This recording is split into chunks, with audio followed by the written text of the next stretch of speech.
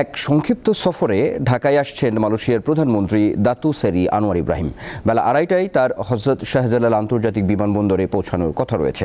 মালয়েশিয়ার প্রধানমন্ত্রীকে ঢাকায় বিমানবন্দরে স্বাগত জানাবেন প্রধান উপদেষ্টা ডক্টর মোহাম্মদ ইউনূস।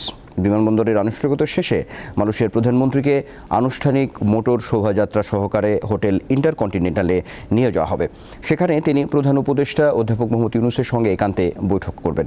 পরবর্তীতে দুই নেতা দ্বিপক্ষীয় পর্যায়ে আলোচনা করবেন, যেখানে অর্থনৈতিক সহযোগিতা, রাজনৈতিক সম্পর্ক, বাণিজ্য ও বিনিয়োগ, শ্রম অভিবাসন, শিক্ষা, প্রযুক্তি, অবকাঠামোগত উন্নয়ন ও প্রতিরক্ষা সহযোগিতা সহ পারস্পরিক স্বার্থ সম্পর্কিত বিষয়গুলো প্রাধান্য পাবে বলে আশা করা হচ্ছে।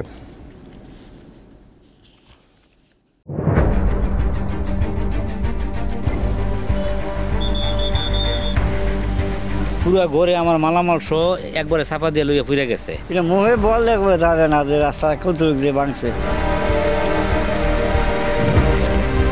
100-200 বছর আগের ঐতিহ্য মাটির ঘর ছিল, ওই মাটির ঘরগুলো একবারে ভাঙ্গা নিচে পড়ে গেছে। মানুষের তো অসহায়, করার কিছু নাই।